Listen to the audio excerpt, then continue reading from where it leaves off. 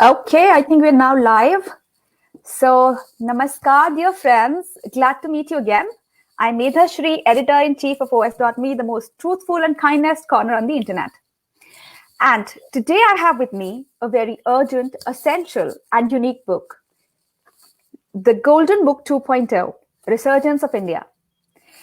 And there can be nothing more exciting than discussing a good book with the author herself. So today, I have also the privilege of having author Raina Singhvi Jain with me on this Bhav Samvad episode of Kalinga Literary Festival. Welcome to the fest, dear Raina. Thank you. Thank you, Medha. Now, before we move forward and start this discussion, here is what I want to tell people and tell them that this book has been dubbed as essential and urgent for several reasons.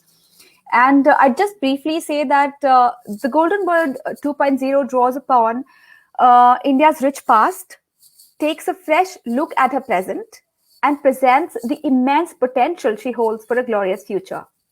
You know, everyone talks about the need for improvement in manufacturing, the ease of doing business, and of course, digital technology.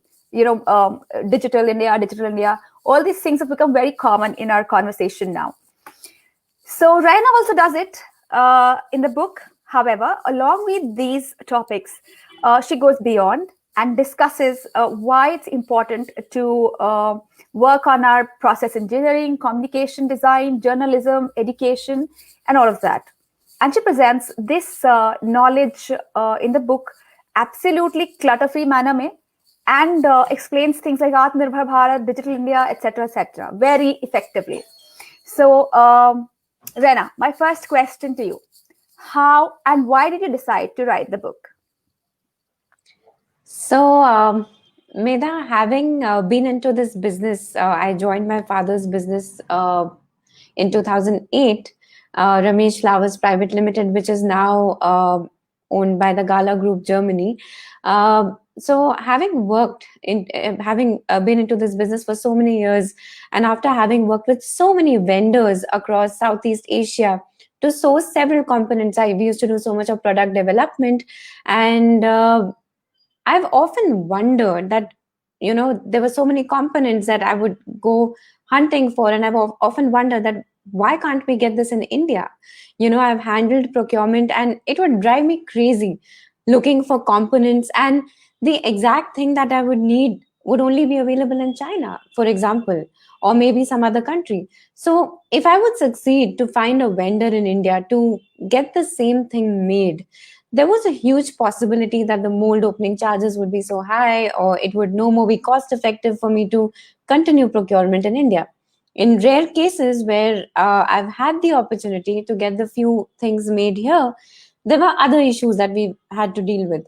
So this kind of added to my frustration, because I know for a fact that this is not rocket science. These are simple components, and there is no reason why we would not be able to create the same or even better. And I saw a gap between the demand and the supply, and honestly, to tell you, I still see it in so many aspects even today. So that somewhere there's a missing link, and these thoughts have lived with me for many years now. And with the pandemic coming in, unemployment soaring, economy taking a hit, and then we had the border issues, and then came the announcement of the Atmanirbhar Bharat by our Honorable Prime Minister Shri Narendra Modi ji, which acted as a major catalyst.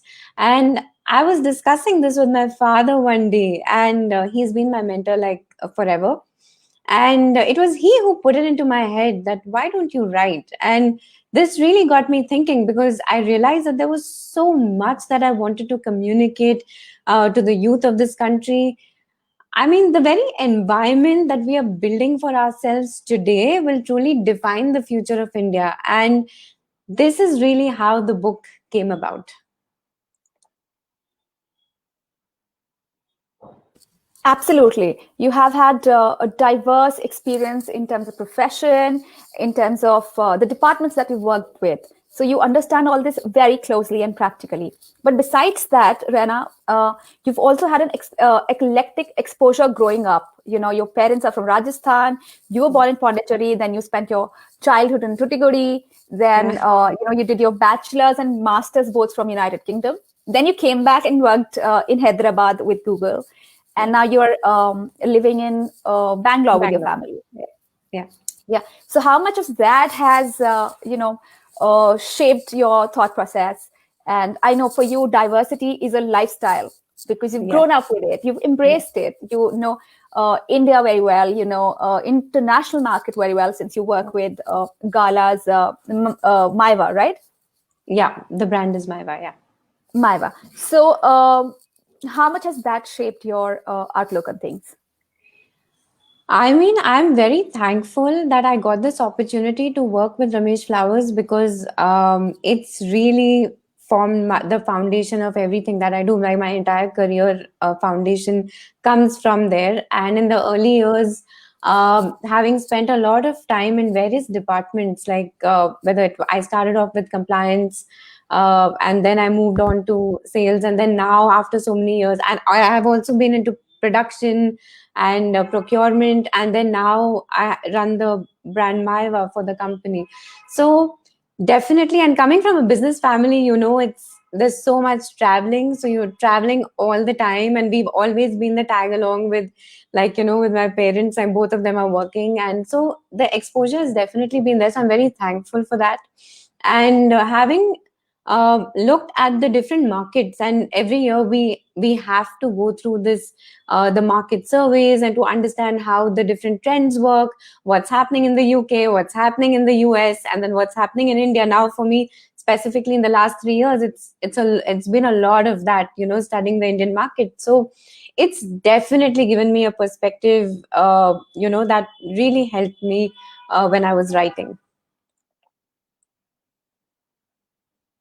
Medha, I think I'm losing you. I'm not able to hear you. Can you hear me now? Yeah. Okay. So I was saying that, of course, you've had a lot of exposure to diversity in every sense of the word. And it reflects in the book as well, because you've picked up these diverse topics. All that they all, work towards making India a golden bird again. But there is a diversity in terms of topics also. So, I wanted to know, how did you pick up these various issues and aspects for the anthology? I wouldn't entirely call it an anthology, as most of the chapters are my thoughts on the growth trajectory of India. But yes, I did go through a process. It was a process, and I interviewed 20 people coming from different sectors like law, accountancy, manufacturing, regulatory compliance, MSME consultant, process engineers, etc. This was basically done to understand their thoughts on Atmanirbhar Bharat and how they are looking at it from their lens or their industry per se. Because when a campaign like this is launched, it's not necessary that 100% of the people would give a nod to it immediately or be happy with it or see benefits for themselves in it. So it was very important for me to know that in each of these sectors, on each of these segments, what is their take on this whole Atmanirbhar Bharat. And post these interviews and some crazy reading that I did, I was able to create a map on the paper. For me, these various topics that I have written on were the kind of pillars that needed attention for the nation to grow. And I'm a big believer of learning from the best. So when I studied the growth story of few other countries, I was able to draw a parallel and realize where exactly are we lagging behind. So I decided to break the various topics across different chapters. It was a little bit challenging to make these topics simpler to understand, so that even people from a non-economic or a non-political science background could also relate to what I've tried to communicate. So, and I tried to pick out the most crucial topics such as education, IPR, decentralization or digital India, environment, everything that actually forms the foundation of the growth story of a nation, typically, if you see any success story. And I truly believe that we have to have a holistic view of where we come from, where we are today, and where we aim to reach. Absolutely. And like you said, one of the important discussions that started during the pandemic and lockdown, etc., was Atmanirbhar Bharat. And in the book, you very beautifully and simply explain on the subject. Now, what happens is because it also came from a certain section of government. Yeah. Plus, it was a new concept for a lot of people. So there's a lot of confusion about the whole concept in a lot of sections. Okay, so for example, some people think that it means India is going to be isolating itself in a global economic scenario. So Yeah. could you demystify Atmanirbhar Bharat for us? There's a lot that's being spoken and done around Atmanirbhar Bharat. So many news articles and so much happening on YouTube and everywhere. It seems to be like the latest thing. You're correct. I also agree with you. There are a lot of misconceptions around this campaign. Some of us think that Atmanirbhar means a complete boycott of all goods foreign. Some think it means total isolation and a complete protectionist strategy that we do everything 100%. And some are still looking at it as some crazy financial dole outs by the government during the pandemic to save businesses and also help new ones sprout. So the real dynamics of this campaign is far, far more than what we are imagining it to be. The truth is that no country can be 100% self reliant. Even the largest manufacturers in the world have components for which they are dependent on other countries. So, if China is the largest manufacturer of mobile phones, it does not essentially mean that all components used to produce that mobile phone are made in China. They are largely dependent on other countries for imports. And this is primarily because maybe some country has abundance of a certain natural resource, or some products need a certain geographical climate for production, or a particular situation to thrive in. Maybe some country has been manufacturing that particular component for several years now and does significant volumes, because of which they are extremely cost effective. So the more I read, the more I feel that our energies and focus are moving in the wrong direction. We're not really channelizing our energies towards what is really needed. And this is why I wanted to pen down my thoughts and validate them with facts and figures, especially for the youth of this country. Our Prime Minister said, make in India and make for the world. So the more we export, we boost the economy of our country. We make other countries dependent on us. So when we have products to offer to the world, which is very India specific, we can create a monopoly. I can give you some examples with the NEP rollout this year. For example, the government of India has invited the best of universities to come and create a base in India. When big brands come and open their stores in India, it's a good thing. So Atmanirbhar does not mean we do everything ourselves 100%. The whole idea here is to reduce dependencies wherever possible, create employment opportunities for our people. Go vocal for local, definitely go vocal for local, and pull up the micro entrepreneurs who are struggling to create a base for themselves in India. So the priority needs to be shifted, and that would really be the first step. Absolutely. And, you very nicely explained it to us right now and as well in the book in depth. Atmanirbhar also means that we depend on our own products. And also to dispel all the confusion, I think the next Nara that came was vocal for local and made for India, but for the world. So that means we make the world use our products. We Yes. invite them, right? Absolutely. And but that also means that our products have to be genuine. We have to have patents for those, so that if people, there are a lot of countries who just copy products and then benefit from it. So, and I am moving towards another important aspect that you discussed in the book, which is about IPR. And just to read from the book, I'd quote you here. As per the Intellectual Property Rights Report released by the government for the period of 2018 and 19, only 3,050 something applications for IPR were filed, while in the same period in China, it was about 1.54 million patent applications that they, indulged. So why is the number of patents so low in India?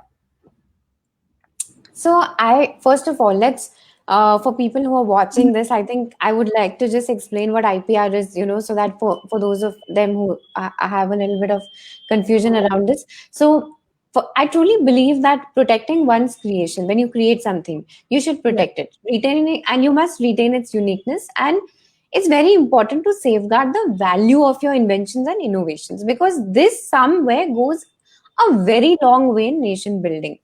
So when we look around today, when you look around, there's so much progress we see. If you take technology, you have big data, you have artificial intelligence, nanotechnology, neuroscience, biogenetics.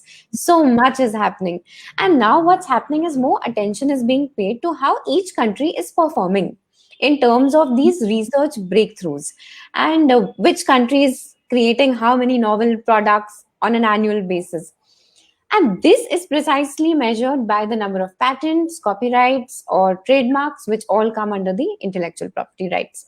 So, like you said, the fact that you quoted from my book, the Government of India, we have a website where it's open to all information. You can log in anytime and see how we've fared in the IPR space. And as per the intellectual property rights report released by the Government of India, this was for the period 2018-2019. I think that's what I quoted in the book. There was a total of 350,000 intellectual property applications that were filed, and China in the same period filed around 1.54 million applications. So yes, there is a low filing rate in India, and one of the major reasons, this is as per my research, the amount of reading that I have done and what I've understood, is that one of the major reasons is attributed to the fact that there is a lack of awareness. So there was a study conducted by Infogel, an international patent and market research company, and this research was done in 2018. And as per their study, 35% of teachers, students, managers, and scholars across 200 institutions, educational institutions in India, were not aware of IPRs at all. So they had no clue what it is. So this lack of awareness, I feel, has been a very big gap in bridging, and we need to bridge this desperately. And also, there are certain other misconceptions which I would like to clear with regards to IPRs. Some feel it's a very expensive process, it might not be worth it. Some have brilliant ideas, but they don't have the vision that my idea can be worth taking an IPR. It's like, no, like, I don't think this is worth. So you don't even go and explore that avenue. And I Right. think we have a lot of work to be done to improve this scenario. And the other thing, because we're talking about China over here, and I really, the title of my chapter is Intellectual Property Rights Burst the Bubble, because um, the question that we need to also ask is that not only why our filing rate is so low, why is China's filing rate so high? And their government issued subsidies to companies, for filing IPRs, and companies started filing IPRs left, right, and center. We must note here that not every IPR that is filed goes through to getting a patent. I mean, it's a process. So you can file as many as you would like, but the important number to see here is how many have really converted. Absolutely. But also tell me, you said that it's not a very expensive process. And but how tedious is it? Is it very tedious? Is it a Herculean task to file to ask for a patent to file IPR? It takes time, Medha. It's a process. And I would not say it's not expensive. It is an investment, but you have to treat it as an investment. Just like how we invest in jewelry or, like assets, we feel this is also an asset. Like, this is something that's going to give you financial benefits over a period of time. You cannot hold an IPR. As far as patents are concerned, you will not get a lifelong one. Like, I don't think like it ends in like 10 years. Or something like that. But at least for those years, you have your monopoly and you can reap financial benefits. So you have to really look at it as an investment into like an asset. So that's precisely what it is. But if you see in India, I think, no, I think, for example, I wrote this book, and as simple as that, I had to apply for a copyright, which is Right. also an IPR. And it was fairly a simple process. I had to just write to the lawyers and they just got it done. And my copyright has already come in just a span of 2 months. it was not tedious at all. I mean, if you know the route, and we have so much of information online. I mean, like everybody has a tutorial these days. I So know. one can just go online and it's not tough at all. Absolutely. I totally agree with you that everything is now available online. We can, in Yeah. fact, educate ourselves through Yes. online schools and YouTube videos, and, in fact, social Yes. platforms as well. And that is why going digital really helps. And it got a hike, it got an impetus, it got really into the mainstream during the lockdown, because everybody started working from home, and we were not allowed to go out because of the Yeah. lockdown. Plus, now there are these online portals, e-commerce, etc., etc.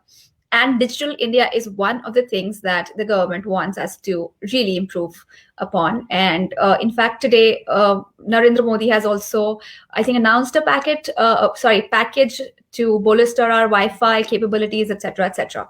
Now, from you, since you've done this amazing Herculean research on the matter, how can we, harness the power of digital? I think the one good thing that this pandemic has given us is that it has forcefully pushed us into the digital sphere in a very large way. And this has definitely been an acceleration in the growth of citizens hopping onto the digital train. One of the biggest developments that I see that I was reading about recently is the gig economy of India. And this has seen phenomenal growth. All the short term contract and the freelance jobs that people have been taking, working at home and being like the back office for the world, especially the millennials, today's millennials, who are now also preferring this to like full time employment because there's so much of convenience working from home. uh, Also, I think it opens a lot of avenues for women, because then you have yes, remote yes, office, so you can take care of your kids, you can take care of absolutely. home. And because now we live in nuclear families, so where do you leave the kids? Absolutely, So, absolutely. working from home, so it opens up those many avenues for everyone. Yes, absolutely. I completely agree. And it's very interesting to see the numbers. India has a 24% market share of the online labor market globally. And Okay. this is as per FICCI, a report released by FICCI. And this is going to bring a revolution in the coming years. And with over like 400 million millennials being attracted to the gig economy because it just offers them an alternative employment arrangement, just like what you said, especially women. The work life balance, the flexibility of being able to do one's work from home, being spared the monotony of having the same job profile and like for decades. So we are seeing like a major shift in this space, and it's just becoming the preferred way of living. So it is what is very important to know here, and this is something like a message that I've tried to pass in my book to especially the youth of this country, is that we must remember that India possesses the second largest population of internet users in the world, and China is larger, but it is also shut off from most foreign companies because of its censorship policies. So Google is banned, Facebook is banned. So as a result, India finds itself as the biggest market, for online services in the world. So we are already a contributor. However, there's a lot more that we can do. And Atmanirbhar Bharat uh, symbolizes a self-reliant India. And with Digital India, the first aim for each of us should be Atmanirbhar. So basically, just self-learning. Like, I mean, if you ask me how can we harness this, I would just say that to begin with, there's like this gap. There are like these sources, like there's so much available, and then there are people who don't know how to go about it. So Okay. that gap needs to be bridged, and self learning is going to go a long way in tackling so many of the economic issues like unemployment. There is so much material available for free online. We must leverage on this. And today you can be coached for free online to set up your business, whatever you want to do. I mean, like, you just need to get there, and you need to find a right mentor. And I truly feel if there's any time to do this, it's now. Absolutely. I know pandemic has been very hard on people, on the world, on economies, etc.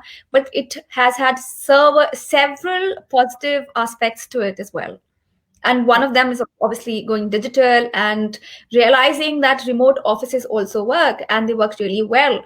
And the economy has gone global truly, because see, like I work with the US office sitting in Delhi. I'm talking to you sitting in Delhi, you are in some other part of the country, and we're having this chat. Yes. So that's definitely there. But there, like you rightly said, there's a lot of gap in the available resources, and then people who are equipped to use or access those resources. So would you have some tips for us or the government as to how we can fill that gap up, or the void that lies in there? With respect to Digital India, yeah. Um, Actually, if the bridging of this gap is not going to be very tough going forward, because there are a lot of people who are already shifting digital, like everybody down the line, whether it is like, whoever it is, like from various categories of life. Everybody owns a phone today, everybody has access to the internet. I mean, they're so well informed. The WhatsApp messages that uh, circulate are on everyone's phones. So getting to getting an information to a particular person, I don't think it's a challenge today. I mean, even if you go to the unorganized sector of India, which is like the major part of India, even in the unorganized sector of India, people are very well informed with respect to the communication that they can receive on their phone. There is a medium. So that actually breaks in a huge barrier. But from there, to get them to believe that, that if you're a micro entrepreneur, you want to start something like this is how, or to give you the confidence, definitely there needs to be mentoring. I think mentoring is something which we really lag behind. And there are institutions, so you have like organizations like CII, so who are doing a great job. I mean, they have these forums, they have so many sessions where you can, sign up. But even for you to know that, oh, is there a space where I can go and sign up and learn, that somewhere feels like there is a gap. So one message that I would like to give to the youth of this country, or like established businessmen or entrepreneurs: charity is not always monetary. I mean, you don't have to always do charity by giving money. If you're good at something, I mean, if you excel in something, take out that 1 hour a week to just mentor somebody who, you can like just share your best practices, and somebody who can just sign up with you, like just give that 1 hour where you can impart your knowledge, because you are so good at doing something, and we have to create that chain. So this is another dimension of charity, and I'm actually coming out with a series called Atmanirbhar Bharat and You. It's going to come out soon on my YouTube channel, and it's a series of 10 videos. And what this is exactly what I'm talking about. It's Atmanirbhar Bharat and You. So how can you, just sitting at home behind your desk, be a part of the Atmanirbhar Bharat campaign? And one of the topics that I talk about is this, that how we need to build the whole system, the ecosystem around mentoring, and help and pull up uh, our people, so that we can really define this growth trajectory for India. Rayana, you just mentioned about your YouTube channel as well. Yeah. So would you like to talk a little about that? Yeah, sure. So basically, this was not something that was planned earlier. After I wrote the book, and there were so many people who wrote to me and said that, you do so many sessions and stuff. Like, why don't you have messages for, like, why don't you? What does this have for us? Like, okay, you've written this. There's so much for the government, and there's so much, but there is a mental block that, like, okay, I'll give you an example. Okay, today we sitting at home, even for our own health and fitness, okay, like to take care of our own bodies, it's like, yeah, okay, I'll go for a walk, yeah, okay, I'll go to the gym. It's lot of effort to take care of ourselves. We are Absolutely. talking about taking care of the nation. Like, it sounds very patriotic and very nice, but when it comes to an individual, it always becomes like, yeah, I want to do it, and it sounds great, I want to do it, but how do I do it? I mean, what. So the whole series stems out from this thought process, and what I've tried to do is they're very short videos, and I've tried to give like tips, tricks on how you can, like, on a daily basis start inculcating things, and you will be an active participant to Atmanirbhar Bharat. You will be proud to say that, okay, I am I am an effective ingredient to this entire formula to make my country a great country in the next 10-15 years to come. We need to realize that whatever we do today, we're not going to see the impact next year or next to next year. What we're going to do today, we're going to see this impact 10 years down the line. So when we begin the culture now, so that's sorry. Sorry, you just complete. I was just talking about, I just got excited to learn a few doable tips from you, So viewers and I myself would like some practical tips from you, some actions that we can take right away to set India on this path of resurgence and also to improve our own lives. I can give you a few, like something very, very basic. Okay, we do so much online shopping, and when we buy something from an Indian brand, and maybe you've not had a good experience, and sometimes, because I run the brand Maiva, and thankfully we have some very, very good, like we've had a very good base of customers, but there is always this percentage of customers, or something may have gone wrong somewhere. Maybe it's not us, maybe it's during the transit, like maybe the courier services got late. We don't own the courier services, but you have to rely on third party services at times. Or maybe sometimes out of 1,000 orders, maybe in 4 or 5 orders, maybe there has been some flaw, or like maybe something has come off or something. So I have realized over the years that we've had customers who've written to us that, what, we've had such a horrible experience, we're never shopping from you again, with you again. So this is a message that it's a very simple thing. I think if you're shopping something from an Indian brand, and we're talking about going vocal for local, I think what is very important is to evaluate the brand's response on how they've taken care of your issue and give them a second chance. Absolutely. It's okay that things can go wrong, but these days every brand is refunding your money. They're sending you replacements. So if your brand has responded well, give them a second chance and go back to them, and that's how the whole ecosystem will build. So that's one very simple thing that I can say. You can do right away. That's absolutely doable.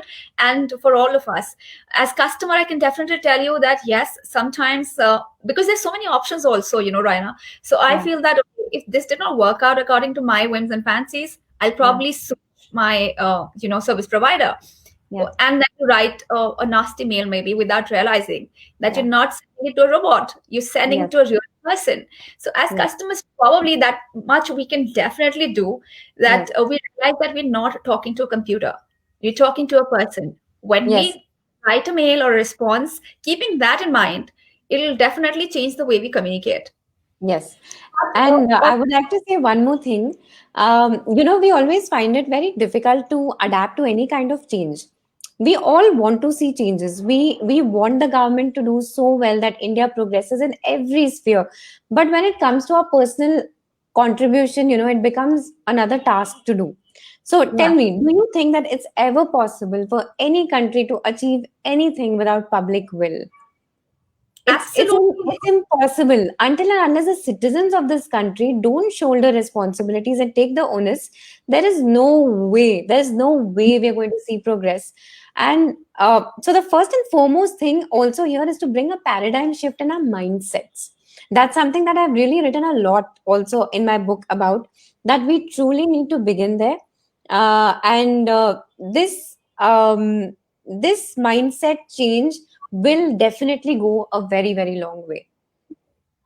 Absolutely. And this mindset shift will not only benefit the nation, it will also benefit ourselves, the individuals, the persons. Because if you want to improve your life, then you have to improve the way you think and you adapt to things. Absolutely. Now, talking of which, I would just remind our viewers that this book is available on Amazon. You can see the link below there. at the ticker. And we will also be taking some questions, compliments, comments, whatever you have for us. You can leave them down there. We'll pick them up one by one. Meanwhile, I would ask you, Raina, lockdown and pandemic and work from home and all those things have taught all of us a lot of things. So one of the things that, besides the book, of course, this book was written during the lockdown. I quite know about that. But besides that, what is that another thing that really, changed your life, or new experience that you embraced during this period? Medha, I felt it is important to lay the context for every reader to realize that India and China began their growth story under the same circumstances. It was a very big factor for me that we have to know, we're looking up to a country who we say they've done so well. I mean, we need to know what our history is. And that was like a burning thing that I really wanted to talk about it. And we often forget that we belong to a land of stalwarts and we always undermine our potential. I don't know why, but I totally agree with you there. We have this sort of inferiority complex of our own culture and past. So, for example, yoga, until very recently, we did not talk about it. We wanted to go to the gym. Anybody who said, "Oh, I do yoga," that person looked like somebody in dhoti, or like. Yes. But the moment Americans and maybe other foreigners started talking about how yoga is beneficial and they embraced it, everybody is now doing yoga. Yoga has become cooler than going to the gym. So, what do you think led to this kind of thinking? Where Indians do that's right. exactly where even I am like, it disappoints me at times and it's very overwhelming because to see where we come from, look at our ancient past. I mean, it's incredible. The kind of reading I did, it blew my mind. This is something which I may have learned in history in school, but I mean, like, this is like some facts and figures that I went through. I was like, is this India? Like, I mean, is this country? I mean, like, wow. So I've written about Angus Madison's work, who was a renowned economist back then, who used to do economic metrics for bygone eras. And as per his report, India has held more than a quarter of the market share at one point in time when it comes to trade. It's something unfathomable today. And if we come from a rich past like that, those were also Indians. We are also Indians. It runs in the blood. So somewhere like this yoga example that you gave me is brilliant. I mean, we don't have faith. We need to build that faith in our people. We need to trust that. And okay, on the other side, we say that Indians are everywhere, right? Indians are Microsoft, Google, everywhere. Like, you go to Seattle, you're going to see only Indians. So, I mean, so there is a gap. I mean, like, what's happening in India, and so that's something which. I understand what you're trying to say, that these innovations or these giant companies like Google and Facebook and other places, or Microsoft, all these companies have Indians or people of Indian origin at the key positions. Yes. And then what is it that checks us from doing that while we are staying in India?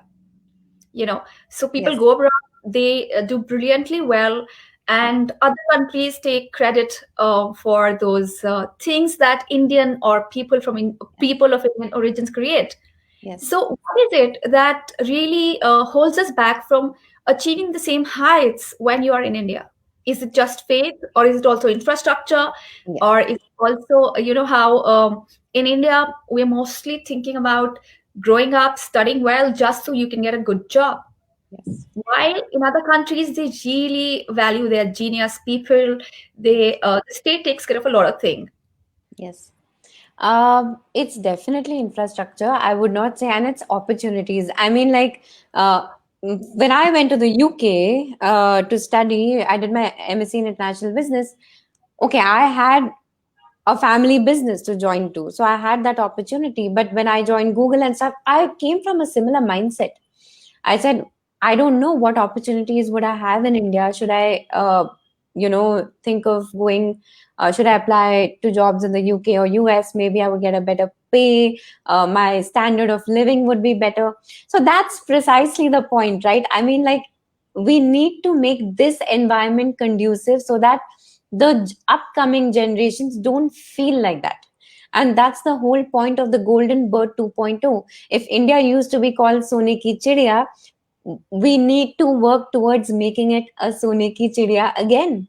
We need to make that environment conducive so that our children and the upcoming generations don't feel that. I mean, in fact, we need to create an environment where people from other countries decide to come to India to complete their education or come to India for jobs. And that's the kind of environment we need to look at. Absolutely. And like you said, I think faith is the key. If we have faith that, like you came back from the United Kingdom and you thought, maybe I'll get a good job, maybe I'll not. Yeah. But if you have faith that, and when you came back, you actually got a very good job. And now you have your family business and things like that. But a lot of people I know, when they go there, they feel that now when they go back, they might not get a suitable job. Although when they come back, they do get really, really high paying and amazing jobs, because India has a lot of opportunities. But at some level, besides infrastructure, I think we also lack faith in our own capabilities, in our own opportunities. That is there definitely. And talking of the book again, there is this chapter called "The Chinese Grid Outside of China." Yeah. And now the entire world is talking about it, because it's very evident that China is everywhere. It has seeped into businesses, and there was this report where they talked about how in the UK key positions in media, businesses, etc. are now owned or held by Chinese. So shed some light on that aspect, please. So many of my chapters in the beginning of my book talk a lot about China, because I did a lot of study on how the country has progressed. Because what was very important for me to see was that if we started off together around the 1950s, and what really happened. I mean, like, how did they go like to where they are today, and what happened, what really happened? So that's why one of the chapters talk about the parallel growth histories, the parallel beginnings. And then while I was reading, I realized the different things that they have done, and their strategy continues on until date, which no other country is doing. So it was very interesting, and that's why I wrote this chapter, Chinese Grid Outside of China. They have this, first of all, they are very sound with their censorship with respect to the kind of things that's happening within the country, and you would not really know what's really happening. It's a very thick boundary that they've created for themselves. So also what you're reading and what you're seeing is something probably what they want you to see or what they want you to hear. It's very, very protected. The kind of strategies they have now, you look at the Belt and Road Initiative, they've put so many countries are now in debt because of the money that they've invested into Bangladesh, Sri Lanka, the other countries. And now they invested into for example, the Hambantota port in Sri Lanka, huge money, but the countries cannot really repay it back, and that's a debt trap, and everybody is talking about it now. So the whole idea, I feel, from where, so this is my view, this is not something that I've picked up from anywhere, this is my personal view. What I feel is that what they're really trying to do is, it's like this feudal monarchy kind of a thing, the modern age feudal monarchy. Like they really want to spread, they really want to get increase their power even outside the boundaries of their country. And that's something which they've been very, very strategic about since many years now. Absolutely. So we are talking about it now because we can clearly see, we as in the world can see the impact of the strategic efforts on their part to get a country's economy under them, and in a way, indirectly rule the country. That is there. And it's sad because in our own country, we do not trust our nation. We do not really celebrate nationalism. And while in China, I think Chinese have a lot of faith in their government. That is, I We don't know. We don't know that. yeah, We don't know that for sure. But yeah, it looks like we are a democracy. It makes a lot of difference when you have like a communist kind of a government, and it there is a lot of, we have our own perks being a democratic country. I mean, like we have so much of freedom to do so many things. Comes with its own pros and cons, but yeah, I mean, there are research studies which say that the people really believe in their government and they really follow them. There are reports, but there are also reports which say that no. So we really don't know. absolutely. But all said and done, the ultimate result is what we need to. I mean, we need to, for us, it's not to like downgrade any country or anything, not at all. It's just to learn. If there's something good that they've done, we should learn. Whether it's China, whether it's South Korea, whether it's the US, Japan, we need to take the learnings from the countries. That what can we learn? Like if there is a success story, we should pick up and then create our own success story as to how we can go about it. Okay, so Raina, here we have a few questions. The first one Okay. is Aditya Bharat. He says, "Okay, so thoughtful. Thank you so much, ma'am, for this wonderful conversation. What is the thought process to development of skill-based education, especially at grassroots levels?" Um, So I think we should be very proud of the fact that the NEP got rolled out this year. After so many years, there was a revolution in the national education policy this year, and it's good that they have done something around the skill development. They have added, I think, 10 days that would be dedicated to skill development. But having said that, I think there's a lot that needs to be done when it comes to skill development, skill our ITIs. There is again a gap with respect to the quality of skill development. So if you talk to entrepreneurs, if you talk to industries, and I did a couple of interviews, and honestly, in their interview, what they had to tell me was like, look, we take people from the ITIs, but we have to train them all over again because that it's not the quality of the training imparted is not so apt that we just take them and we just begin our work. So we have a lot of work that needs to be done, but hopefully with the NEP coming out, we'll have to see, how this really, what is really important here is that students at a very young age get, accustomed to this whole concept of skill development. So it has to be a very integral part of the curricula back in school. That's very, very important. Okay, since you've studied in the UK and also you run a country in India, and you studied in India as well, or you're at least aware of the Yeah. education system in India, do you think there's a huge gap in terms of how other countries train their kids in terms of skill development vis-a-vis Indian education system? So, Medha, I had gone to the UK for my postgrad. So it would be very difficult for me to compare schooling, because I've not done my schooling outside. Um, when it comes to education, like I came from my school was an ICSE board, and I think it was brilliant. My teachers were great, and very, very good quality education. And but when it came to skill development, we used to have like this one period a week to do like something additional, yeah. But I just feel that that needs more emphasis. Like it's not all education, we need more of that. That one period a day for us, a week used to be like a fun, we used to look forward to it because oh no padhai, it's like okay, we're doing something fun. But I think a little more emphasis on what schools can do, to regenerate. I mean, even as schools, what's wrong in sending students for mini internships, send them to like different workspaces, or get people, trainers to come to schools and do workshops where you're really taught. Today we like carpentry, woodwork, painting, like it's become like one, like a niche. But this is something that it should be a part of us.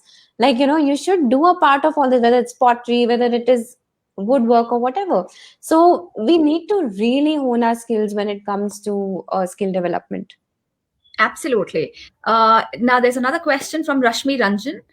He says, how do you think India's economy is faring post-COVID?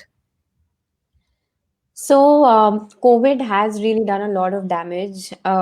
We know that not only in India but across the world. I think economists and several commentators, analysts, they are still figuring it out with respect to the stats.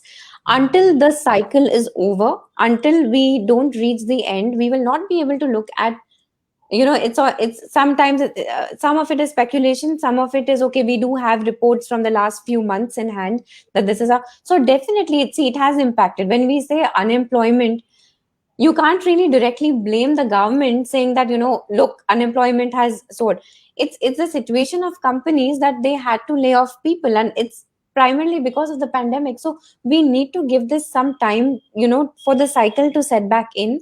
But with respect to the kind of reports I'm reading with FDIs and the kind of investments that are coming into India and stuff, it looks great. I mean, I think we will really bounce back really fast. And 2021, 22 should be a very good year for us. I mean, yeah. And, I think also when we look at economies, we can't look at economies in isolation. So when you have to study the impact of COVID on economy, it can't be just Indian economy. You have to then do a relative study that, it impacted Indian economy to this extent and other economies to that extent. I think it was an amazing, almost an hour of discussion with you, Raina. Thank you for giving your time. And before we wind up, I want you to tell the readers, why should we buy the book, which is actually available on Amazon, and people can just go buy it from there. But why?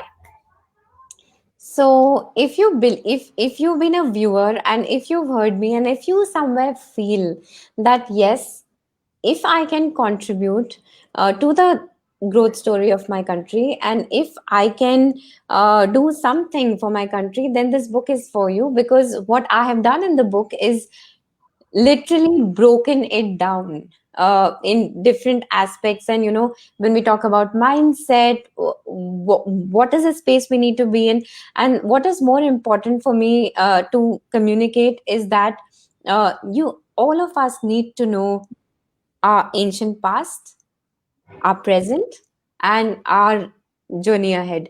So if you feel that you want to be an active part of the Atmanirbhar Bharat campaign, you want to do something for the upcoming generations, then this book is for you. Absolutely. So one can safely call it a self-help book for a nation building and personal growth, right, Raina?